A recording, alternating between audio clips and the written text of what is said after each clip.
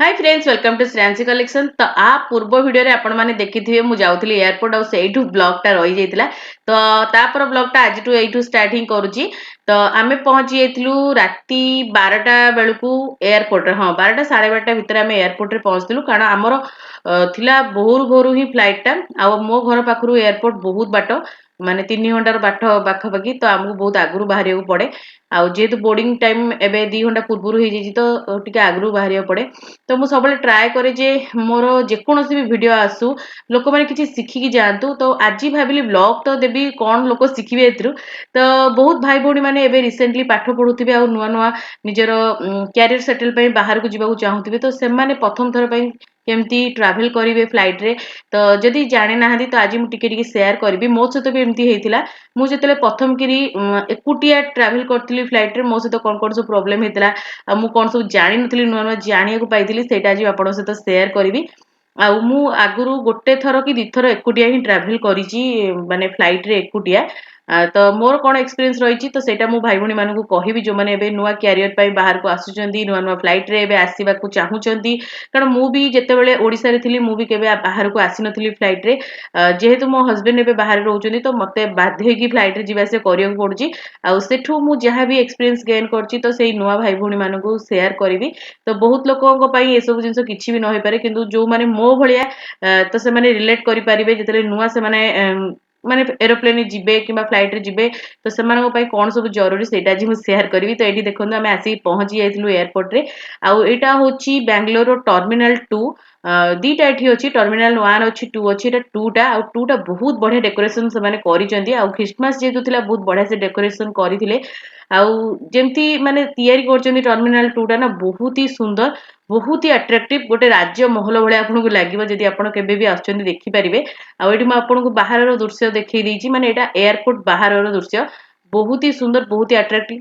आउ मु तो सब बेले कहबी जेतेबेले भी आपण जाउचंदी एई टर्मिनल 2 रे तो सब बेले फोटो किछि ना किछि क्लिक करनेबे कारण बहुत बढ़िया बढ़िया जगह अछि एठी। तो फोटो माने उठेया पे बहुत सुंदर लागि थाए। तो एठी देखो आमे आसी पहुंच गेदिलो एठी आसु आसु आयन कर देथिला सुसु बाहर एते जरे ताकू सुसु लागि से कंट्रोल कर परलानी। तापर आमे सेठी ही ताकू टे चेंज कर देकी तापर आमे भीतर आडू जाइतिलु। आ भीतर सब केमती कोन आपण जिवे मु टिके टिके शेयर कर देबी जे माने नुआ भाई भौणी ट्रैवल करछन तो से माने जानि परिबे। आ एटा म आपनको बाहर दृश्य देखौची आ बाहर आपनकर फैमिली मेंबर आपनको आसी परिबे छाड़िया पे जेतु सब काचर बनाई थाए। तो भीतर गला पर भी काच बटे आपनकर फैमिली को आपण देखि परिबे। तो सेटा मते बहुत भल लागिला टर्मिनल 2 रो मु प्राय टाइम टर्मिनल 1 रे ही विजिट करथाय माने ट्रैवल कला बेले। आ किंतु टर्मिनल 2 एटा मोर फर्स्ट टाइम थिला तो मु बहुत सारा जिंस शूट करथिली। आ देखंतु एपनी एंट्री ही हुए आपनकर जहा भी आईडी कार्ड से मन चेक करके तापर एंट्री करि देबे। एटा होची एयरपोर्ट रो भीतर रो आ एयरपोर्ट भीतर एमती सब आपन देखिया को मिलिबो बहुत ही सुंदर एयरपोर्ट बनैचंदी टर्मिनल 2 टा। आ आपण मु तो कहबी आपण कैमरा भी नेकी जानतारी बहुत सारा जिंस आपण कैप्चर कर परिबे आपण फैमिली संगे। आ आमे तरे भीतर पळे आसिलो आ एठी से टिके माने सुसु कर देथिला तो ताको टिके खराब लागुतला ठंडा लागुतला। तो से जमा माने फ्री हे पर नथला तापर किछि समय परे आयन फ्री हैला। तो देखो ताको केमती से होउची आपनको जदि कौन से छुआ को नेकी जाउचंदी कोन कोन सब माने नेकी जिवे तो मु कहि दोची। पानी तो आपको मिल जियो जदि आपनको पिला गरम पानी पिउची तो आपण फुटिकी भी नै परिबे पानी। जेहेतु आमे बहुत टाइम वेट करिया को पड़थे हमकू माने एयरपोर्ट रे तेन करी आपण बेबी फूड नियाते पे नियंतु जेमति कि आपनको बेबी जहा भी खाउतबो से अनुसार आपण पैक करके नै परिबे। किंतु किछटा जिंस एमति थाए जोटा कि अलाउ करंतिनी से माने जेतेबेले आपनकर बोर्डिंग पई आपण रेडी होंती सेतेबेले से माने अलाउ करनथि। तो सेई जिंस प्रति आपण ध्यान देबे सेटा तो आपनको एमिति भी आगुआ इंस्ट्रक्शन मिल जाइते। आउ एठी टिके मु एयरपोर्ट रे बुला बुली करथली सब जगह को टिके देखुथली केमति कोन से माने बनैचंदी तो बहुत भलो लागिला। आउ मो सहित गोटे ट्रेजेडी हेतला मु जो ड्रेस पिन जेतली मते एते अनकंफर्ट फील हैला मु जेकी मते पुनी तरे ड्रेस को मते चेंज करिया पड़ला। आ जदि तू क्रिसमस थिला तो समस्ते प्राय सांता क्लॉज को पाखरे बुलुथिले आ मते मिली भी जाइतला गोटे सांता क्लॉज। आ मते देखि एते खुशी लागे सांता क्लॉज को म आपन कहि भी परिबिनी। आ सेठी हम जेकी फोटो फोटो भी हम क्लिक करथिलु वीडियोस भी टिके नेइथिलु। आ सी हमको देथिले बढ़िया गोटे गिफ्ट आ चॉकलेट। आ आयन तो चॉकलेट पाई पूरा खुशी। आ आपण जानिथिबे छुआ मानकर चॉकलेट केते पसंद पूरा देखंतु एठी चॉकलेट पाई केते खुशी से होची। आ चॉकलेट को खाई की पूरा एंजॉय कला। आ सांता क्लॉज सहित भी बहुत सारा कथा हेगला से तार जहा दरकार थिला कथा भी हेगला। आ सी हमको बहुत सारा विशेष कले आ माने ब्लेस कले जोटा कि मते बहुत भल लगे। एवरी ईयर मु खोजु थाई जे कोनोसी सांता क्लॉज मते जणे मिली जांतु आ तांको मु टच कर पारे मते बहुत पसंद।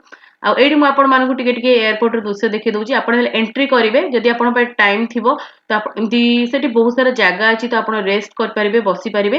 ଆଉ ଯେତେବେଳେ ଆପଣଙ୍କର ମାନେ ଖୋଲିବ, କାଉଣ୍ଟର ଖୋଲିବ, ଆପଣ ସେତେବେଳେ ହିଁ ଯାଇକି ଆପଣଙ୍କର ଟିକେଟ ଦେଖିକି ଭିତରକୁ ଯାଇପାରିବେ। ତ ଆମର କାଉଣ୍ଟର ଖୋଲିଲା ପରେ ଆମେ ଏଠି ଆସିଯାଇଥିଲୁ ନିଜେ ନିଜେ ବୋର୍ଡିଂ ପାସ୍ ନେବାକୁ। ଆପଣ ଚାହିଁଲେ କାଉଣ୍ଟରରେ ବି ନେଇପାରିବେ ବୋର୍ଡିଂ ପାସ୍। ତାପରେ ଆପଣଙ୍କର ଟ୍ରଲିକୁ ୱେଟ୍ କରିନେବେ। ୱେଟ୍ ଆପଣଙ୍କର ମିନିମମ୍ 15 କେଜି ହେବା ଦରକାର। 2 ଜଣ ଯାଉଥିଲେ 30 କେଜିର ୱେଟ୍ ଦେଇପାରିବେ। ଆଉ ଯଦି ହ୍ୟାଣ୍ଡବ୍ୟାଗ୍ ଅଛି 7 କେଜିର ଆପଣଙ୍କୁ ହ୍ୟାଣ୍ଡବ୍ୟାଗରେ ନେଇଯିବେ। ତ ଏଠି ଦେଖନ୍ତୁ, ଏଠି କାଉଣ୍ଟରର ବି ଦୃଶ୍ୟ ମୁଁ ଦେଖେଇ ଦେଇଛି। ଆଉ ଆମର ଟିକେ ୱେଟ୍ ଟିକେ ଅଧିକ ହେଇଯାଇଥିଲା ଟ୍ରଲିର, ତଥାପି ମ୍ୟାନେଜେବଲ୍ ହେଇଗଲା। ଆମେ ଏପଟ ସେପଟ କରି ତାକୁ ମ୍ୟାନେଜ କରିଦେଇଥିଲୁ। ଆଉ କାଉଣ୍ଟରରେ ଆପଣ ଯେତେବେଳେ ଦେବେ, ସେମାନେ ଟ୍ରଲି ବ୍ୟାଗକୁ ନେଇଯାଆନ୍ତି ସେଠି। ଆଉ ଆପଣଙ୍କ ପାଖରେ କେବଳ ହ୍ୟାଣ୍ଡବ୍ୟାଗଟା ହିଁ ରହିଯିବ। ତ ହ୍ୟାଣ୍ଡବ୍ୟାଗକୁ ନେଇକି ଆପଣ ଫ୍ଲାଇଟକୁ ଯାଇପାରିବେ। କିନ୍ତୁ ହ୍ୟାଣ୍ଡବ୍ୟାଗ୍ ବି ବେଶୀ ଓଜନ କରିବେନି, ମିନିମମ୍ 7 କେଜି ହେବା ଦରକାର। ଆଉ ହ୍ୟାଣ୍ଡବ୍ୟାଗର ବି ଆମର ଚେକ୍ ଇନ୍ ହେଇଥାଏ। ପ୍ରଥମେ ତ ଆମର ଟ୍ରଲି ବ୍ୟାଗର ଚେକ୍ କରିଥାନ୍ତି ସେମାନେ। ଆଉ ଟ୍ରଲି ବ୍ୟାଗକୁ କାଉଣ୍ଟରରେ ଦେଇସାରିଲା ପରେ ଆପଣଙ୍କର ଯେତେବେଳେ ଆପଣ ବୋର୍ଡିଂ ପାସ୍ ନେଇକି ଆଗକୁ ଯିବେ, ସେତେବେଳେ ଆପଣଙ୍କର ଚେକ୍ ଇନ୍ ହବ। ଆଉ ଚେକ୍ ଇନ୍ରେ ଆପଣ ଆପଣଙ୍କର ହ୍ୟାଣ୍ଡବ୍ୟାଗକୁ ଚେକ୍ ଇନ୍ କରିବେ। ଯଦି ଆପଣ ମୋବାଇଲ, କ୍ୟାମେରା, ଚାର୍ଜର, ଘଣ୍ଟା ଆଉ ବେଲ୍ଟ କିଛି ପିନ୍ଧୁଛନ୍ତି, ସବୁର ଚେକିଂ ହେଇଥାଏ। ତ ଏସବୁ ଟିକେ ମ୍ୟାଣ୍ଡେଟରୀ, ଯୋଉମାନେ ନୂଆ ଭାଇ ଭଉଣୀ ଅଛନ୍ତି ତ ସେମାନଙ୍କୁ କହିଦଉଛି। ଆଉ ହ୍ୟାଣ୍ଡବ୍ୟାଗରେ ସେମାନେ କୌଣସି ପ୍ରକାର ରେଜର ନେବେନି, ଆଉ କିମ୍ବା କୌଣସି ୱାଟର ଜିନିଷ ଯେମିତିକି ଆଚାର ବି ନେବେନି, ଆଉ କୌଣସି ପାଉଡର ଜିନିଷ, ବେବି ପାଉଡର, ଏସବୁ ଜିନିଷ ସବୁ ଆପଣ ଟ୍ରଲି ବ୍ୟାଗରେ ହିଁ ଦେଇଦେଇକି ଏମିତି କାଉଣ୍ଟରରେ ଦେଇଦେଲେ ସେଟା ଟ୍ରଲିରେ ହିଁ ପଳେଇବ। ତ ଆପଣଙ୍କୁ କିଛି ଅସୁବିଧା ହବନି। ହ୍ୟାଣ୍ଡବ୍ୟାଗରେ ଆପଣ ଯେତେ ପାରିବେ କମ ଜିନିଷ ରଖିବେ। ଆଉ ଯେତିକି ନିଟ୍ ଜିନିଷ ରଖିବେ, ଯେମିତି ପର୍ସ ହେଲା, ଆପଣଙ୍କର ୱାଟର ବୋଟଲ ରଖିପାରିବେ, କିଛି ଅସୁବିଧା ନାହିଁ। ଆପଣଙ୍କର କିଛି ନର୍ମାଲ ଜିନିଷ ହିଁ ରଖନ୍ତୁ, ଫୋନ ହେଲା, ଚାର୍ଜର ହେଲା, ଏସବୁ ଜିନିଷ ରଖନ୍ତୁ। କିନ୍ତୁ ଆଉ ଯାହା ବି ଆପଣ ଖାଇବା ଜିନିଷ ସବୁ ଆଣୁଛନ୍ତି କିମ୍ବା କିଛି ଦୂର ବାଟକୁ ନେଇକି ଯିବାକୁ ଚାହୁଁଛନ୍ତି, ତାହେଲେ ଆପଣ ସବୁ ଟ୍ରଲିରେ ହିଁ ଦେଇଦେବେ। ତ ଆପଣଙ୍କୁ ଇଜି ରହିବ। ତାପରେ ଏଠି ଆମକୁ ମିଳିଯାଇଥିଲା ଆମର ବୋର୍ଡିଂ ପାସ୍। ତ ବୋର୍ଡିଂ ପାସ୍ ନେଇକି ଆମେ ଚେକ୍ ଇନ୍ ପାଇଁ ପଳେଇଲୁ। ଆଉ ଚେକ୍ ଇନ୍ରେ ବି ଆପଣଙ୍କୁ ଟିକେ ସତର୍କତା ସହିତ ଯିବାକୁ ପଡ଼ିବ। ଆପଣ ସେଇଭଳିଆ ଜିନିଷ, କିଛି ଧାରୁଆ ଜିନିଷ ପିନ୍ଧିବେନି, ଯାହାଫଳରେ କି ସେମାନେ ବହୁତ ସାରା ସିକ୍ୟୁରିଟି ଚେକ୍ ହେଇଥାଏ। ତ ତା ପ୍ରତି ଟିକେ ଧ୍ୟାନ ଦେବେ। ଆଉ ଯେହେତୁ ଏଇଟା ଇଣ୍ଟରନ୍ୟାସନାଲ ଏୟାରପୋର୍ଟ ଥିଲା, ତ ଏଠି ବହୁତ ହି ସାରା ଚେକିଂ କରନ୍ତି। ତ ଛୋଟ ଛୋଟ ଜିନିଷକୁ ବି ବହୁତ ମାନେ ଇସ୍ୟୁ ବନାନ୍ତି। ତେଣୁକରି ଆପଣ ଟିକେ ଦେଖିକି ନେବେ। ତ ଏଠି ଆୟନ ବହୁତ ଖୁସି ହେଇଯାଇଥିଲା। ଆଉ ଯେହେତୁ ଏୟାରପୋର୍ଟ ଏତେ ସୁନ୍ଦର ଥିଲା, ମୁଁ ବହୁତ ସାରା ଫଟୋ ବି ମାନେ ଉଠେଇ ଦେଇଥିଲି। ଆଉ ଆୟନର ତ ବହୁତ ସାରା ଫଟୋ ଉଠେଇଥିଲି। ଆଉ ଆୟନ ଏତେ ବଡ ସ୍ପେସ୍ ପାଇକି ସେ ପୁରା ଖୁସି, ଦେଖନ୍ତୁ କେମିତି ସେ ହଉଥିଲା। ଆଉ ସେ କେମିତି ମାନେ ଡ୍ୟାନ୍ସ କରୁଥିଲା, ଆପଣ ଦେଖିପାରୁଥିବେ। ବହୁତ ଖୁସି। ଆଉ ଲାଇଟ୍ ଗୁଡା ଯୋଉ ଥିଲା ତାକୁ ବହୁତ ଆଟ୍ରାକ୍ଟ କରୁଥିଲା। ଆଉ ମୁଁ କହିବି, ଯୋଉମାନେ ପ୍ଲାଣ୍ଟ ଲଭର ନା, ତାଙ୍କୁ ବହୁତ ପସନ୍ଦ ଲାଗିବ ଏଇ ଏୟାରପୋର୍ଟ। ସବୁଆଡେ ଆପଣଙ୍କୁ ଗଛ ହିଁ ଦେଖିବାକୁ ଖାଲି ମିଳିବ। ତାପରେ ଆମର ଏଠି ଚେକ୍ ଇନ୍ ହେଇଯାଇଥିଲା। ଆଉ ଚେକ୍ ଇନ୍ରେ ଦେଖନ୍ତୁ, ଆମର ସବୁ ଜିନିଷକୁ ଆମେ ଏମିତି ଗୋଟେ ବକ୍ସରେ ଦେବାକୁ ପଡିଥାଏ। ସେମାନେ ତବେ ଚେକ୍ କରନ୍ତି। ତ ଏଠି ଦେଖନ୍ତୁ, ମୋର କ୍ୟାମେରା, ଲ୍ୟାପଟପ୍, ମାଇକ୍, ଘଣ୍ଟା, ଆମର ସବୁ ଥିଲା। ତ ତାଙ୍କର ଗୋଟେ ବକ୍ସ ହେଇଥିଲା ମୋ ହଜବେଣ୍ଡଙ୍କର, ଆଉ ମୋର ଗୋଟେ ବକ୍ସ ହେଇଥିଲା ଏମିତି। ତ ଦି ଜଣଙ୍କର ଆମର ଦେଖନ୍ତୁ, ଦି ଜଣଙ୍କର ଲ୍ୟାପଟପ୍, ତାଙ୍କର ଲ୍ୟାପଟପ୍, ମୋର ଲ୍ୟାପଟପ୍, ମୋର କ୍ୟାମେରା, ତାଙ୍କର ୱାଚ୍, ମୋର ବି ୱାଚ୍ ବି ଚେକ୍ ହେଇଥିଲା। ତ ଏସବୁ ଆପଣ ଚେକ୍ ଇନ୍ ପରେ ଆଣିକି ତାପରେ ନିଜେ ପୁଣି ଥରେ ବ୍ୟାଗ୍ରେ ରଖିବାକୁ ପଡେ। ତ ମତେ ସତ କଥା କହିବି, ଏଇ ଯେତେବେଳେ ଆମେ ଫ୍ଲାଇଟ୍ ଜର୍ଣ୍ଣି କରୁ, ମତେ ଏସବୁ ଜିନିଷ ଭାରି ଇରିଟେଟିଂ ଲାଗେ। ଆଉ ମତେ ତ ଟ୍ରେନ ଜର୍ଣ୍ଣିଟା ହିଁ ବେଶୀ ଭଲ ଲାଗେ। ଆରାମସେ ଖାଇ ପିଇକି ଶୋଇକି କମ ସମୟରେ ପହଞ୍ଚିଯିବା କଥା। ଏମିତିରେ ଯେହେତୁ ଆମେ ଟିକେ ଦୂର ବାଟେ ରହୁଛୁ, ତ ପ୍ରିଫର କରୁଛୁ ଫ୍ଲାଇଟରେ ଯିବା ପାଇଁ। ଆଉ ଫ୍ଲାଇଟରେ ଗଲେ ବି କିଛି ମତେ ଲାଗୁନି ଯେ କମ ସମୟ, ସେଇ ଆମକୁ 12 ଘଣ୍ଟା ହିଁ ଲାଗିଯାଉଛି। ଆଉ ଟ୍ରେନରେ ଗଲେ 24 ଘଣ୍ଟା ଲାଗୁଛି। ତ ମତେ ବେଶୀ ଭଲ ଲାଗେ ଟ୍ରେନ ଜର୍ଣ୍ଣି ଫ୍ଲାଇଟ୍ ଅପେକ୍ଷା। କିନ୍ତୁ ଏଇଆ, ଆମେ ଯେତେବେଳେ ଫ୍ଲାଇଟରେ ଜର୍ଣ୍ଣି କରୁ, ତ ପିଲାମାନେ ଟିକେ ବେଶୀ ଫ୍ରି ହେଇପାରନ୍ତି। ତ ସେମାନଙ୍କୁ ବହୁତ କମ୍ଫର୍ଟ ଫିଲ୍ ହୁଏ। ତେଣୁକରି ଆମେ ଫ୍ଲାଇଟରେ ପ୍ରିଫର କରୁଛୁ। ଯୋଉମାନେ ନୂଆ ଭାଇ ଭଉଣୀ ମାନେ ତ ଆସୁଛନ୍ତି, ତ ସେମାନଙ୍କ ପାଇଁ ମୁଁ ଟିକେ ଟିକେ ସେଥିପାଇଁ କହିଦଉଛି। ତ ଫ୍ଲାଇଟ୍ ଜର୍ଣ୍ଣି କେମିତି କଣ କରିବେ। ତ ଦେଖନ୍ତୁ, ମୁଁ ଏଠି ଏୟାରପୋର୍ଟର ଦୃଶ୍ୟ ଆପଣମାନଙ୍କୁ ଦେଖେଇ ଦେଇଛି। କେତେ ସୁନ୍ଦର, ମାନେ ଏତେ ବଢିଆ ଇଣ୍ଡୋର ପ୍ଲାଣ୍ଟରେ ସେମାନେ ସଜେଇଛନ୍ତି ଏୟାରପୋର୍ଟକୁ, ମାନେ ପୁରା ମନଲୋଭା। ଆଉ ଯୋଉମାନେ ପ୍ଲାଣ୍ଟ ଲଭର ହେଇଥିବେ ନା, ତାଙ୍କୁ ବହୁତ ହି ଖୁସି ଲାଗିବ। ଆଉ ବହୁତ ସାରା ପାଣିର ବି ବ୍ୟବସ୍ଥା ଏଠି ହେଇଥିଲା। ମାନେ ସୁନ୍ଦର ସୁନ୍ଦର ମାନେ ୱାଟରଫଲ ଟାଇପର କରିଥିଲେ। ତ ବହୁତ ସୁନ୍ଦର ବି ଲାଗୁଥିଲା। ଆଉ ଆପଣ ନିହାତି ଭାବେ ମୁଁ କହିବି, ଫଟୋ କିଛି ନେଇଯାଆନ୍ତୁ ଯଦି ଆପଣ ଏଇ ଟର୍ମିନାଲ 2 ରେ ଯାଉଛନ୍ତି। ତ ବହୁତ ଆପଣଙ୍କୁ ଆଟ୍ରାକ୍ଟ କରିବ ଏଇ ସବୁ ଗଛ। ଆଉ ତାପରେ ଆମେ ଟିକେ ଏମିତି, ଆମ ପାଖରେ ବହୁତ ସମୟ ଥିଲା, 2-3 ଘଣ୍ଟା ହାତରେ ଥିଲା। ତ ଆମେ ଟିକେ ଫଟୋ ଫଟୋ ଉଠେଇ ଦେଇଥିଲୁ ସବୁଆଡେ। ଆଉ ମୁଁ ଟିକେ ଭିଡିଓ ଆପଣମାନଙ୍କ ପାଇଁ ଛୋଟ ଛୋଟ ସୁଟ କରିଦେଇଥିଲି, ଦେବି ବୋଲି, କାରଣ ମୋ ପାଖରେ କିଛି ଭିଡିଓ ନଥିଲା। ତ ଆପଣମାନଙ୍କୁ ମତେ ବ୍ଲଗ ହିଁ ଦେବାର ଥିଲା। ତ ମୁଁ ସେଥିପାଇଁ ସୁଟ କରିନେଇଥିଲି। ଆଉ ଆପଣ ଯେତେବେଳେ ଏଠିକି ଆସୁଛନ୍ତି, ବହୁତ ସାରା ସପିଂ ପାଇଁ ଆପଣଙ୍କୁ ମାନେ ସପ୍ ବି ମିଳିଯିବ। ତ ଆପଣ ଯେକୌଣସି ବ୍ରାଣ୍ଡେଡ ମାନେ ଜିନିଷ ଯଦି ଖୋଜୁଛନ୍ତି, ତ ଏୟାରପୋର୍ଟରେ ସବୁ ଜିନିଷ ପ୍ରାୟ ଆଭେଲେବଲ ଥାଏ। ତ ଆପଣ ଭଲ ଭଲ ବ୍ରାଣ୍ଡରୁ ସପିଂ କରିପାରିବେ। ବହୁତ ହି ପସନ୍ଦ ବି ଆସିବ ଆପଣଙ୍କୁ। ଆଉ ଯେହେତୁ ଖ୍ରୀଷ୍ଟମାସ ଥିଲା, ବହୁତ ସାରା ଅପସନ ବି ଥିଲା, ନୂଆ ନୂଆ ମାନେ ସେମାନେ ବନେଇଥିଲେ। ଆଉ ଏଠି ଦେଖନ୍ତୁ ମୁଁ କିଛି ସପ୍ ବି ଆପଣଙ୍କୁ ଦେଖି ଦେଇଛି ଏୟାରପୋର୍ଟ ରେ ବହୁତ ହି ସୁନ୍ଦର ସୁନ୍ଦର ସପ୍ ବନେଇଛନ୍ତି ଆଉ ବହୁତ ହି ବ୍ରାଣ୍ଡେଡ ଜିନିଷ ଥିଲା ତ ଆପଣ ଯଦି ବ୍ରାଣ୍ଡ ପସନ୍ଦ କରନ୍ତି ତ ଆପଣ ନେଇପାରିବେ ବହୁତ ବଡ ବଡ କେଫେ ମଧ୍ୟ ଥିଲା ଆଉ ଇଟାଲିଆନ ଜିନିଷ ବି ଆପଣଙ୍କୁ ଖାଇବାକୁ ମିଳିଯିବ ଇଣ୍ଡିଆନ ବି ମିଳିଯିବ ଆଉ ଯଦି ଆପଣଙ୍କ ପାଖରେ ଲାଉଞ୍ଜ ଆକ୍ସେସ୍ ଅଛି ତ ଆପଣ ଲାଉଞ୍ଜ ରେ ବି ଯାଇକି ଖାଇପାରିବେ ଆଉ ଆମ ପାଖରେ ଲାଉଞ୍ଜ ର ଆକ୍ସେସ୍ ଥିଲା ତ ଆମେ ଫ୍ରି ଅଫ୍ କଷ୍ଟରେ ସେଠି ଖାଇ ବି ପାରିଲୁ ଯଦି ଆପଣଙ୍କ ପାଖରେ ଅଛି ତ ନିହାତି ଭାବେ ଖାଇବେ ଜମା ବି ମିସ୍ କରିବେନି କାରଣ ଆମକୁ ବହୁତ ଟାଇମ ୱେଟ୍ କରିବାକୁ ପଡିଥାଏ ତ ଏଠି ଆମେ ପୁରା ଥକି ଯାଇଥିଲୁ ତେଣୁକରି ଯେହେତୁ ଆମ ପାଖେ 3-4 ଘଣ୍ଟା ସମୟ ଥିଲା ତ ସୁଇଟୁର ଆଉ ତା ପାପର ବହୁତ ସାରା ରେଷ୍ଟ କରିଥିଲେ ଏଠି ବହୁତ ସାରା ଏରିଆଜ ଅଛି ଯୋଉଠି ସୋଫା ଫୋଫା ସବୁ ଆପଣଙ୍କୁ ମିଳିଯିବ ତ ବସିବାକୁ ଆପଣ ଆରାମସେ ସେଠି ଶୋଇପାରିବେ କିମ୍ବା ବସିପାରିବେ ତ ଏଇଠି ମୁଁ ଆପଣମାନଙ୍କୁ ଛୋଟ ଛୋଟ ସପ୍ ଦେଖେଇ ଦେଇଛି ତ ଆପଣ ଏଇଭଳିଆ ସପ୍ ରୁ କିଣିପାରିବେ ଆଉ ଏଠି ଆପଣଙ୍କୁ ମାନେ ବିଭିନ୍ନ ପ୍ରକାର ମାନେ ଫୁଡ ବି ଆପଣଙ୍କୁ ଆଭେଲେବଲ ହେଇଯିବ ଯେହେତୁ ଖ୍ରୀଷ୍ଟମାସ ବି ଥିଲା ବହୁତ ସାରା ଫୁଡ ବି ନୂଆ ନୂଆ ସପ୍ ବି ଖୋଲିଥିଲା ତ କେକ୍ ମିଠା ସବୁ ଜିନିଷ ଆପଣଙ୍କୁ ଇଜିଲି ମିଳିଯିବ ତ ଆପଣ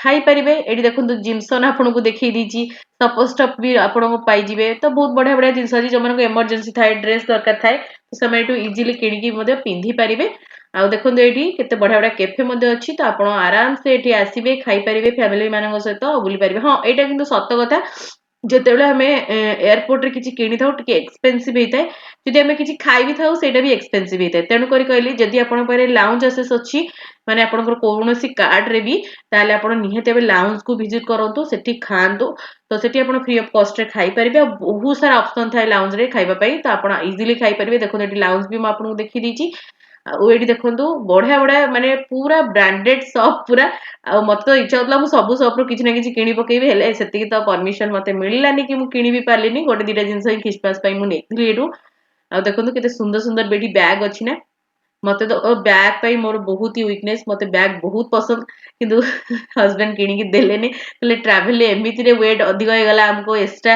ଚାର୍ଜେସ୍ ଲାଗିଲା ତମେ ଆହୁରି କିଣିବାକୁ କହୁଛ ବିରକ୍ତ ହେଲେ ତେଣୁକରି ମୁଁ କହିଲି ତମେ ମାନେ ବସ ମୁଁ ଟିକେ ବୁଲି ଆସେ ଏୟାରପୋର୍ଟ ଆଉ ସତ କଥା ହେଲା ଏତେ ବଡ ଏୟାରପୋର୍ଟ ନା ମୁଁ କଭର ବି କରିପାରିଲିନି ସବୁ କିଛି ଆଉ ଯାହା ଟିକେ ଟିକେ ଉଠେଇଥିଲି ଆପଣମାନଙ୍କ ସହିତ ଏଠି ସେୟାର କରୁଛି ତ ଯୋଉମାନେ ବିଗିନର ଭାଇ ଭଉଣୀ ମାନେ ଅଛନ୍ତି ଯେତେବେଳେ ଚେକ୍ ଇନ୍ ହେଇଯାଏ ତ ଚେକ୍ ଇନ୍ ପରେ ଆପଣ ଆସିକି ଏଠି ସବୁ ବିଭିନ୍ନ ପ୍ରକାର ସପ୍ ଅଛି ତ ସେମାନେ ନିଜ ପାଇଁ କିଛି କିଣାକିଣି କରିପାରିବେ ଆଉ ବହୁତ ସାରା ସୋଫା ପଡିଥାଏ ଆଉ ଟଏଲେଟ ର ବ୍ୟବସ୍ଥା ବହୁତ ବଢିଆ ଥାଏ ତ ଆପଣ ଟଏଲେଟ ବି ଭିଜିଟ କରିପାରିବେ ଆଉ ଟଏଲେଟ ଯାଇପାରିବେ ଆଉ ଏଠି ଆପଣ ରେଷ୍ଟ ମଧ୍ୟ ନେଇପାରିବେ ତ ଏଇଭଳିଆ ସବୁ ସିଷ୍ଟମ ହେଇଥାଏ ଦେଖିପାରୁଥିବେ କେତେ ବଡ ହ୍ୟୁଜ ଆକାରରେ ଟର୍ମିନାଲ 2 କୁ ସେମାନେ ବନେଇଛନ୍ତି ଆଉ ଯେହେତୁ ଖ୍ରୀଷ୍ଟମାସ ଥିଲା ବହୁତ ସାରା ମ୍ୟୁଜିକ ବି ବାଜୁଥିଲା ଆଉ ବହୁତ ସାରା ଜିନିଷ ହଉଥିଲା ତ ମତେ ବହୁତ ହି ବଢିଆ ଲାଗିଲା ଆଉ ଆମକୁ 3-4 ଘଣ୍ଟା ୱେଟ୍ ଆମେ କଲୁ ଆମକୁ ଜଣା ବି ପଡିଲାନି ଆମେ 3-4 ଘଣ୍ଟା ୱେଟ୍ କଲୁ ଦେଖନ୍ତୁ ଏଠି କେତେ ସୁନ୍ଦର ଭାବେ ସେମାନେ ସଜେଇଛନ୍ତି ବହୁତ ହି ବଢିଆ ଲାଗିଲା ମତେ ଆଉ ତାପରେ ଆମର ଟାଇମ ହେଇଯାଇଥିଲା ଆଉ ଘଣ୍ଟାଏ ପୂର୍ବରୁ ଆମେ ଆମର ମାନେ ଯୋଉ ସିଟ୍ ଏରିଆ ଅଛି ମାନେ ଯୋଉଠି ଏଣ୍ଟ୍ରି ଥାଏ ସେଇଠିକି ଯାଇକି ଡିପାଚର ଯୋଉ ଏଣ୍ଟ୍ରି ଥାଏ ସେଇଠି ଯାଇକି ଆମେ ବସି ପଡିଲୁ ଆଉ ସେଠିକାର ଏରିଆ ବି ମୁଁ ଆପଣମାନଙ୍କୁ ଟିକେ ଟିକେ ଦେଖେଇ ଦେଇଛି ତ ତାପରେ ଯୋଉମାନେ ବିଗିନର ଭାଇ ଭଉଣୀ ଅଛନ୍ତି ଟ୍ରାଭେଲ କରୁଛନ୍ତି ସେମାନଙ୍କୁ କହିଦେବି ଆପଣ ସେଠି ୱେଟ୍ କରିପାରିବେ ତାପରେ ନହେଲେ ଆସିକି ଆପଣ ଏମିତି ଗେଟ୍ ପାଖରେ ମଧ୍ୟ ଆପଣଙ୍କର ଟିକେଟରେ ଲେଖା ହେଇଥିବ ଗେଟ୍ ନମ୍ବର ତ ଆପଣ ସେଠି ଆସିକି ୱେଟ୍ କରିପାରିବେ ଆଉ ଆମର ଥିଲା ସେଇ D8 ନା 9 ରେ ସମଥିଙ୍ଗ ରେ ଥିଲା ତ ଆମେ ସେଇଠି ଆସିକି ବସିଥିଲୁ ଆଉ ଲାଇଟ୍ ଗୁଡା ଦେଖନ୍ତୁ କେତେ ସୁନ୍ଦର ଭାବେ ସେମାନେ ବନେଇଛନ୍ତି ହଁ D9 ରେ ହିଁ ଥିଲା ଆଉ ଏଇଠି ଆପଣ ଘଣ୍ଟେ ପୂର୍ବରୁ ଆସି ବସିଯାଆନ୍ତୁ ତାପରେ ସେମାନେ ଯେତେବେଳେ ଗେଟ୍ ଖୋଲିବେ ତ ସେମାନେ ଆନାଉନ୍ସମେଣ୍ଟ କରିଦେବେ ତ କେମିତି କଣ ଯିବାକୁ ପଡିବ ସେଇଠି ଆପଣଙ୍କୁ ଡିଟେଲ୍ସ ସବୁ କହିଦେବେ ତ ଆପଣଙ୍କୁ ପୁରା ଇଜି ହବ ତାପରେ ଆମେ ଯାଇକି ବସି ପଡିଥିଲୁ ଏରୋପ୍ଲେନରେ ଆଉ ଏଇଠି ଦେଖନ୍ତୁ ମୁଁ କେତେ ଟାୟାର୍ଡ ଥିଲି ରାତି ସାରା ଶୋଇନଥିଲି ଆଉ ଡ୍ରେସ୍ ବି ଚେଞ୍ଜ କରିଦେଇଥିଲି ଆଉ ଏଇଠି ବାପ ପୁଅ ପୁରା ଆରାମସେ ଶୋଇ ପଡୁଛନ୍ତି ସେମାନେ ମୁଁ ତାଙ୍କୁ ଜଗିକି ବସିଛି ତାଙ୍କର କାଳେ କିଛି ଦରକାର ହବ କଣ ମୁଁ କେତେ ଟାୟାର୍ଡ ଅଛି ଆପଣ ମାନେ ଦେଖିକି ପଡିଥିବେ ମୁଁ ପୁରା ସ୍ୱେଲ ହେଇଯାଇଛି ମୋର ଆଉ ଏଇଭଳିଆ ଅବସ୍ଥା ତାପରେ ଆପଣ ବସି ସାରିଲା ପରେ ଆପଣଙ୍କୁ ଏରୋପ୍ଲେନରେ ଯୋଉ ଇନଷ୍ଟ୍ରକ୍ସନ ଦିଅନ୍ତି ତ ସେମାନେ ସବୁ ଇନଷ୍ଟ୍ରକ୍ସନ ଦେଇ ଦିଅନ୍ତି ତ ସେଇଟା ବି ଆପଣଙ୍କୁ ବହୁତ ଇଜି ହବ ଆପଣ ଏରୋପ୍ଲେନରେ କଣ କରିବେ କଣ ନାହିଁ ସବୁ ଇନଷ୍ଟ୍ରକ୍ସନ ସେମାନେ ଦେଇଥାନ୍ତି ଏୟାର ହୋଷ୍ଟେସ ମାନେ ତ ଆପଣ ସେଇଟାକୁ ବି ଟିକେ ଗାଇଡ ମାନେ ସେମାନେ ଭଲ ଭାବରେ ଗାଇଡ କରନ୍ତି ତ ଆପଣ ଟିକେ ଶୁଣି ନେବେ ସେ ସବୁ ଜିନିଷ ଆଉ ଯୋଉମାନେ ବେବି ଧରିକି ଏକୁଟିଆ ଟ୍ରାଭେଲ କରୁଛନ୍ତି ସେମାନଙ୍କ ପାଇଁ ବି ସେମାନେ ବହୁତ ବଢିଆ ସେ ବୁଝେଇ ଦିଅନ୍ତି ଆପଣ ଯୋଉ ଲାଙ୍ଗୁଏଜ ରେ ଚାହିଁବେ ସେମାନେ ବୁଝେଇ ଦେଇଥାନ୍ତି ଇଜିଲି ଇଂଲିଶ ହଉ ହିନ୍ଦୀ ହଉ ତ ସେଇଟା ବି ବହୁତ ଇଜି ହେଇଥାଏ ଯୋଉମାନେ ଏକୁଟିଆ ଟ୍ରାଭେଲ କରୁଛନ୍ତି ଆଉ ଯେହେତୁ ମୁଁ ଗୋଟେ ଥର ଦିଥର ଏକୁଟିଆ ଟ୍ରାଭେଲ କରିଛି ତ ମୁଁ ସେଇ ଜିନିଷଟା ଆପଣଙ୍କ ସହିତ ସେୟାର କରୁଛି କାରଣ ବହୁତ ଲୋକ କହିବେ ଏଗୁଡା କାହିଁ କହୁଛ ଏଗୁଡା ତ ଆମେ ସବୁବେଳେ ଯାଉଛୁ ଆସୁଛୁ ଏଗୁଡା ଆମକୁ ଜଣେଇବା ଦରକାର ନାହିଁ କିନ୍ତୁ ବହୁତ ଭାଇ ଭଉଣୀ ଏମିତି ଅଛନ୍ତି ଯୋଉମାନେ ନୂଆକିରି ବାହାରକୁ ଯିବାକୁ ଚାହୁଁଛନ୍ତି ଭିଜିଟ କରିବେ ନୂଆ ନୂଆ ମୁଁ ସେମାନଙ୍କ ପାଇଁ କହୁଛି କାରଣ ମୋର ଏଇଟା ଲାଇଫ ଏକ୍ସପିରିଏନ୍ସ ମୁଁ ସେୟାର କରୁଛି କାରଣ ମୁଁ ବି ଦିନେ ଏକୁଟିଆ ଏମିତି ଏୟାରପ୍ଲେନ ରେ ଯାଇଥିଲି ତ ମତେ କଣ କଣ ସବୁ ସାମ୍ନା କରିବାକୁ ପଡିଲା ମୁଁ ସେଇ ଅନୁସାରେ ଆପଣଙ୍କୁ ବତେଇ ଦଉଛି ଯେମିତିକି ଆପଣଙ୍କୁ ସବୁ ଇଜି ହବ ତ ଏଇଠି ଦେଖନ୍ତୁ ଏରୋପ୍ଲେନ ର ଟାଇମ ହେଇଯାଇଥିଲା ତ ଆମେ ଉଡିଥିଲୁ ଓଡିଶା ଆଡକୁ ଆଉ ଯେତେବେଳେ ଏରୋପ୍ଲେନ ଷ୍ଟାର୍ଟ ହୁଏ ନା ସେତେବେଳେ ପୁରା ମନ ସତରେ ଉଡୁଥାଏ କେମିତି ଚଟକିରି ଯାଇକି ଓଡ଼ିଶାରେ ପହଞ୍ଚିବ। ଆଉ ଯେତେବେଳେ ହଁ ଆଉ ଗୋଟେ କଥା କହୁଛି, ଯୋଉମାନେ ନୂଆକିରି ଏରୋପ୍ଲେନରେ ବସୁଥିବେ ତ ସେମାନଙ୍କ ପାଇଁ କହିଦଉଛି, ଜଣ ଜଣଙ୍କୁ ବହୁତ ପ୍ରେସର ଫିଲ୍ ହୁଏ ତ ସେମାନଙ୍କୁ ଟିକେ ନିଶ୍ୱାସ ପ୍ରଶ୍ୱାସ ନେବାରେ ମାନେ ପ୍ରୋବ୍ଲେମ ହେଇପାରେ, ଟିକେ ଛାତି ବି ବିନ୍ଧିପାରେ, ନହେଲେ କାନରେ ଟିକେ ପ୍ରେସର ହେଇକି କାନଟା ଟିକେ ବିନ୍ଧିପାରେ, ନହେଲେ ମୁଣ୍ଡ ଟିକେ ବୁଲେଇ ପାରେ। ଏସବୁ ସିମ୍ପଟମ୍ ନର୍ମାଲ କିଛି ଜଣଙ୍କ ପାଖରେ ଦେଖାଯାଏ। ମୋର ଟିକେ ମୁଣ୍ଡ ବୁଲାଏ ଯେତେବେଳେ ମାନେ ଉପରକୁ ଉଠେ ପ୍ଲେନଟା, ତ ସେଇଟା ନର୍ମାଲ। ଆଉ କାହାର କାହାର କିଛି ବି ହୁଏନି। ତ ଯୋଉମାନେ ନୂଆ ନୂଆ ଅଛନ୍ତି ତ ସେମାନଙ୍କୁ ଟିକେ କହିଦେଲି ମୁଁ, ସେମାନଙ୍କ ପାଇଁ ସେମାନେ ଯେମିତି ଆଗୁଆ ତାଙ୍କର ମାନେ ଟିକେ ମାନେ ମେଣ୍ଟାଲି ପ୍ରିପେୟାର ହେଇକି ଯିବେ ଯେ ତାଙ୍କର କିଛି ବି ହବନି। ତ ଏଇଠି ଦେଖନ୍ତୁ ଏରୋପ୍ଲେନ ପୁରା ଉଠି ବି ଯାଇଥିଲା। ଯେହେତୁ ଆମର 2 ଘଣ୍ଟା ଟାଇମିଂ ଥିଲା ତ ତା ଭିତରେ ମତେ ବହୁତ ଜୋରେ ଟିକେ ଥକା ଲାଗୁଥିଲା, ଟାୟାର୍ଡ ଲାଗୁଥିଲା, ତ ମୁଁ ଟିକେ କଫି ମଧ୍ୟ ପିଇଥିଲି। ଆପଣ ସେଠି ମାନେ ପେ କରିକି ବି ଖାଇପାରିବେ, ନହେଲେ ଆପଣ ଯେତେବେଳେ ଟିକେଟ୍ କରିବେ ସେତେବେଳେ ବି ଆପଣ ପେ କରିଦେଇଥିବେ ଯଦି ସେମାନେ ବାସ୍ ଆପଣଙ୍କର ବୋର୍ଡିଂ ପାସ୍ ଦେଖିକି ଆପଣଙ୍କୁ ଖାଇବା ପିଇବା ସବୁ ଦେଇପାରିବେ, ନହେଲେ ଆପଣ ଡାଇରେକ୍ଟ ମଧ୍ୟ ପେ କରିକି ସେଠି ଖାଇପାରିବେ। ମୁଁ ଟିକେ କଫି ପିଇଥିଲି। ଆଉ ସୁଟର ପାପା ସେମିତି କିଛି ଖାଇନଥିଲେ କାରଣ ତାଙ୍କୁ ବହୁତ ଟାୟାର୍ଡନେସ୍ ଥିଲା, ସେ ଶୋଇବାକୁ ଚାହୁଁଥିଲେ। ତାପରେ 2 ଘଣ୍ଟା ପରେ ଆମେ ଆସିକି ପହଞ୍ଚିଯାଇଥିଲୁ ଓଡ଼ିଶା। ତ ଯେତେବେଳେ ଦେଖନ୍ତୁ ପ୍ଲେନଟା ଓହ୍ଲଉଛି ତ ମୁଁ ଆପଣମାନଙ୍କୁ ଦେଖିଦଉଛି। ହଁ ପ୍ଲେନ ଓହ୍ଲେଇଲା ବେଳେ ବି ସେମ୍ ଜିନିଷ ଥାଏ। ତ ଟିକେ କାନ ଫାନ ବିନ୍ଧିବାର ଚାନ୍ସ ଥାଏ କାରଣ ପ୍ରେସରଟା ଲୋ ହେଇଯାଏ ଯେତେବେଳେ, ମାନେ ସେମିତି ହୁଏ। ତ ସେଇଟା ଜଣ ଜଣଙ୍କର ହୁଏ, ମୋର ତ ସେମିତି ହିଁ ହେଇଥାଏ ନର୍ମାଲି, ଟିକେ ମୁଣ୍ଡଟା ମୋର ଖାଲି ବୁଲେଇଥାଏ ଆଉ କିଛି ଲାଗେନି। ଆଉ ସତ କଥା କହିବି, ଏତେ ଲମ୍ବା ସମୟ ଏୟାରପୋର୍ଟରେ ବସିକି ତାପରେ 2 ଘଣ୍ଟା ଟ୍ରାଭେଲ କଲା ପରେ ଯେତେବେଳେ ଏମିତି ଏରୋପ୍ଲେନଟା ତଳକୁ ଖସିଥାଏ ନା, ଯୋଉ ମନରେ ଖୁସି ଆଉ ମାନେ ଆମେ ପହଞ୍ଚିଗଲୁ ଆମ ଲକ୍ଷ୍ୟସ୍ଥଳରେ ଆଉ ବହୁତ ଖୁସି ଲାଗେ। ଆଉ କେହି ଜଣେ ଆସିକି ଆମକୁ ୱେଟ୍ କରିଥିବେ ଏୟାରପୋର୍ଟରେ ନିଜ ଲୋକ, ତ ସେଇ ଜିନିଷଟା ବହୁତ ହି ମନରେ ବହୁତ ବଢିଆ ଲାଗିଥାଏ। ତ ଏଇଠି ଯେତେବେଳେ ଏରୋପ୍ଲେନ ଟିକେ ଖସୁଥିଲା ମୁଁ ଆପଣମାନଙ୍କୁ ଦେଖେଇ ଦେଇଛି। ମତେ ଏଇ ଜିନିଷ ଗୁଡା କ୍ୟାପଚର କରିବାକୁ ବହୁତ ଭଲ ଲାଗେ। ଆଉ ମୁଁ ଯେତେବେଳେ ବି ମାନେ ଟ୍ରାଭେଲ କରେ ଏଇ ସବୁ ଜିନିଷ ଗୁଡାକ ମୁଁ କ୍ୟାଚ୍ କରିଥାଏ। ଆଉ ଏତେବେଳକୁ ଆୟନ ଉଠି ଯାଇଥିଲା, ମାନେ ସୁଇଟୁ ଉଠି ଯାଇଥିଲା, ତ ସେ ବହୁତ ଏନ୍ଜୟ କରୁଥିଲା ଏ ସବୁ ଜିନିଷକୁ ଦେଖିକି। ଆଉ ତାକୁ ଆମେ ସବୁ ଜିନିଷ କହୁଥିଲୁ, ଏଇଠି ମାମୁଁ ଘର, ସେଇଠି ମା ଘର, ଏଇଠି ଅଜା ଘର, ଏମିତି ଏମିତି ସବୁ ଦେଖଉଥିଲୁ ଉପରୁ। ସେ ଖାଲି ପଚାରୁଥିଲା କୋଉଠି କୋଉଠି, ଆମେ ବି ସେମିତି ତା ସହିତ ମିଛରେ କଥା ହଉଥିଲୁ। ଆଉ ସବୁ ଉପରୁ ହିଁ ତାକୁ ସବୁ ଜିନିଷ ଦେଖିବାକୁ ଟ୍ରାଏ କରୁଥିଲୁ। ଆଉ ମାନେ ସିଏ ବି ଜାଣୁ ଏସବୁ ଜିନିଷକୁ, ତାକୁ ବୁଝିବାକୁ ଚେଷ୍ଟା କରୁଥିଲୁ। କିନ୍ତୁ ସିଏ ପୁରା ବହୁତ ଖୁସି ଯେ ମାନେ ଯୋଉ ମାନେ ତା ପାଖରେ ଗୋଟେ ଏରୋପ୍ଲେନର ଖେଳନା ଅଛି, ସେ ସବୁଥିରେ ସବୁବେଳେ ସେଥିରେ ଖେଳେ। ଆଉ ଯେତେବେଳେ ରିଅଲରେ ସେ ସେଠି ବସିଛି ତ ବହୁତ ସାରା ଏକ୍ସପ୍ଲେନେସନ ଦଉଥିଲା ସିଏ, ବହୁତ ସାରା କଥା କହୁଥିଲା ଉପରକୁ ନେଇକି। ତ ଆମେ ଏଇଠି ଦେଖନ୍ତୁ ଫାଇନାଲି ପହଞ୍ଚିଗଲୁ, ଲ୍ୟାଣ୍ଡ କରିଗଲୁ। ଆଉ ବହୁତ ହି ଖୁସି ଲାଗିଲା ଯେତେବେଳେ ଆମେ ଓଡ଼ିଶା ପହଞ୍ଚି ଯାଉ। ଯେତେବେଳେ ବି ଆମେ ଟ୍ରାଭେଲ କରୁ ଓଡ଼ିଶା ଯେତେବେଳେ ଆସିଥାଉ, ଯେତେବେଳେ ଆମେ ଏମିତି ଯେତେବେଳେ ଲ୍ୟାଣ୍ଡ ହିଁ କରେ ମୋ ମନ ତ ଭାରି ଖୁସି ହେଇଥାଏ। ଲ୍ୟାଣ୍ଡ କରିବାର 15 ମିନିଟ୍ ଆଗରୁ ସେମାନେ ଆନାଉନ୍ସମେଣ୍ଟ କରିଦିଅନ୍ତି ଆପଣଙ୍କର ଟ୍ରଲି ବ୍ୟାଗ କେତେ ନମ୍ବର ଇଏରେ ଆସୁଛି ବୋଲି, ତ ସେଇଟା ଆପଣ ଟିକେ ଧ୍ୟାନ ରଖିଥିବେ। ତାପରେ ଆପଣ ପ୍ଲେନରୁ ଓହ୍ଲେଇଲା ପରେ ଆପଣଙ୍କୁ ବସ୍ ପିକଅପ୍ କରିନେବ ଗେଟ୍ ପର୍ଯ୍ୟନ୍ତ। ଯେହେତୁ ଆମ ଓଡ଼ିଶା ଟିକେ ରେ ଛୋଟ ଏୟାରପୋର୍ଟ, ତ ଗୋଟେ ହିଁ ଗେଟ୍ ଥାଏ। କିନ୍ତୁ ଆପଣ ଯଦି ଅନ୍ୟ ଜାଗାକୁ ଯାଉଛନ୍ତି ସେଠି ବହୁତ ସାରା ଗେଟ୍ ମିଳିବ, ତ ଆପଣଙ୍କୁ ଗେଟ୍ ପାଖରେ ଆଣିକି ସେମାନେ ଛାଡ଼ି ଦିଅନ୍ତି। ତାପରେ ଆପଣଙ୍କର ଯୋଉ ନମ୍ବରରେ ଟ୍ରଲି ବ୍ୟାଗ ଆସିବାର ଥିବ ସେଇଟା ଯୋଉ ଆନାଉନ୍ସମେଣ୍ଟ କରିଥିବେ ସେଇଟା ମନେ ରଖିଥିବେ। ତ ଆପଣ ଯାଇକି ଇଜିଲି ଆପଣଙ୍କର ସେଇ ମାନେ ଇଏରୁ ମାନେ ମାନେ ମନେ ପଡୁନି ସେଟା କଣ କୁହାଯାଏ, ଆପଣ ବୁଝିଯାଆନ୍ତୁ। ତ ସେଇଠୁ ଆପଣ ଟ୍ରଲି ଆଣିପାରିବେ। ଆଉ ଟ୍ରଲି ସେଠୁ ଆଣି ସାରିଲା ପରେ ଆପଣ ଏୟାରପୋର୍ଟ ବାହାରକୁ ଆସିପାରିବେ। ଆଉ ତାର ଏକ୍ଜିଟ୍ ଅଲଗା, ଏଣ୍ଟ୍ରି ଅଲଗା ଥାଏ। ତ ଆପଣ ଏକ୍ଜିଟ୍ ପଟେ ଆଣିକି ଆସିପାରିବେ। ତ ଏଇଠି ଦେଖନ୍ତୁ ଆମର ଟ୍ରଲି ବ୍ୟାଗ ଆସିଯାଇଥିଲା, ତ ଆମେ ସବୁ ଟ୍ରଲି ବ୍ୟାଗକୁ ନେଇ ଆସିଲୁ। ଆଉ ବାପା ଆସିଥିଲେ ଆମକୁ ରିସିଭ୍ କରିବା ପାଇଁ। ତ ତାପରେ ଆମେ ବାହାରି ଗଲୁ ଘର ଆଡକୁ, ମାନେ କଟକ ଆଡକୁ। ଆଉ ଆମକୁ ମାତ୍ର ଘଣ୍ଟାଏ ଲାଗିଥିଲା ତା ଭିତରେ ଆସିବା ପାଇଁ। ଆଉ ବାପା ଯେହେତୁ ଆସିଥିଲେ ଆମେ ବହୁତ ଖୁସି ଥିଲୁ। ଆଉ ଦେଖନ୍ତୁ ଏଠି ସୁଇଟିର ବି ଖୁସି କହିଲେ ନ ସରେ। ତ ଆମେ ବାହାରି ଗଲୁ କଟକ ଆଡେ। ଆଉ ଦେଖନ୍ତୁ ଭୁବନେଶ୍ୱର ବି ବହୁତ ବଢିଆ କରିସାରିଲେଣି। ଆଗରୁ ଏତେ ସୁନ୍ଦର ନଥିଲା ଭୁବନେଶ୍ୱର, ଆଉ ଏବେ ତ ପୁରା ସବୁଆଡେ ଗଛ ପତ୍ର କରିସାରିଲେଣି। ଆଉ ବହୁତ ସୁନ୍ଦର ଭାବେ ସଜେଇଛନ୍ତି ଖ୍ରୀଷ୍ଟମାସ ପାଇଁ ବି। ତାପରେ ଆମେ ଖାଇଥିଲୁ ଆଳୁଦମ ଦହିବରା। ଆଉ ଓଡ଼ିଶା ଆସିକି ଆଳୁଦମ ଦହିବରା ମୋର ଫାଷ୍ଟ ଖାଦ୍ୟ ଥାଏ, ମୁଁ ସେଇଟା ଖାଇଲି। ଆଉ ତାପରେ ଘର ଆଡକୁ ଆସିଲୁ। ଆଉ ହବ ଯଦି ଆଗକୁ ମୁଁ ଆପଣମାନଙ୍କୁ ଛୋଟ ଛୋଟ ବ୍ଲଗ ଆଗକୁ ଦେଖେଇବି କଣ ହେଲା କଣ ନାହିଁ ଓଡ଼ିଶାରେ।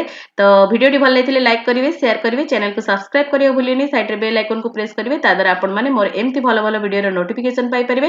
ଆମର ଇନଷ୍ଟାଗ୍ରାମ ପେଜକୁ ଫଲୋ କରିବାକୁ ଭୁଲିବେନି, ସେଠି ମଧ୍ୟ ମୁଁ ଆପଣମାନଙ୍କ ପାଇଁ ବହୁତ ହି ବଢିଆ ବଢିଆ ପୋଷ୍ଟ କରିଥାଏ। ତ ଆଗକୁ ମୁଁ ଆପଣମାନଙ୍କ ପାଇଁ ଏମିତି ବହୁତ ହି ବଢିଆ ବଢିଆ ଭିଡ଼ିଓସ୍ ନେଇକି ଆସିବି। ତ ଆଜି ପାଇଁ ଏତିକି, ବାଏ ବାଏ।